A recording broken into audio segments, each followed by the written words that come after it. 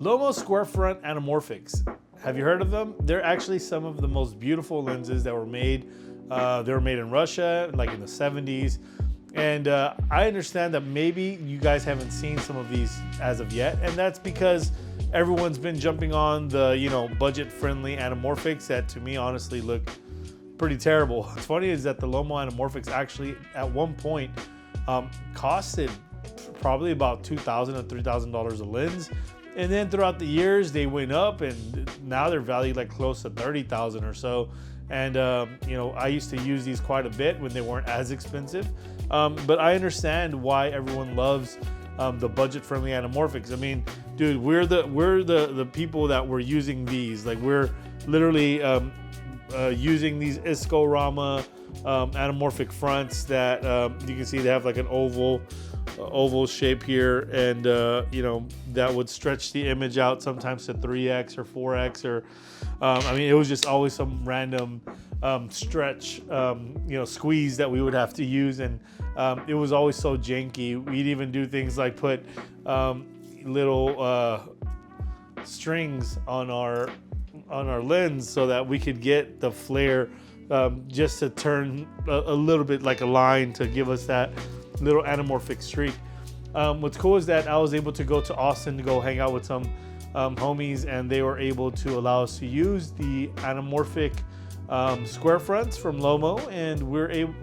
There's some really cool things about that set in particular that he has, because most people actually get these Lomo square fronts rehoused, where he decided to keep them like old school, keep them the same, but get them mechanically working. And he also got these really cool round fronts that fit a 114 matte box on it that allows us to put filters, also use diopters and things like that. So I was like, man, like, these are a pretty cool set. So super excited to show you all these. We put them on the Sony Venice, and let's just go through it a little bit. Yeah, so right now we're doing just a real quick test with the Sony Venice. Since I have it, I haven't played with it much. I'm just gonna mess around a little bit with the Lomo and try to get some cool shots with it to show y'all what like a true 2x anamorphic looks like. I mean, this is a 70s Russian Lomo. To me, it's like they're some of the prettiest lenses ever, and they have the coolest looking flares. So the cool thing about this set is that the homies that are hooking us up with the gear, they have a 32, a 50, and the 80. Usually with anamorphics, you don't want too many like super long rack focuses, because you get something, depending on how close you are to the lens, that makes your face look a little bit expanded. It's called mumps. They call it mumps with the anamorphic stuff. So this is a pretty fun setup. Let's go ahead and just do a couple quick sequences with my brother.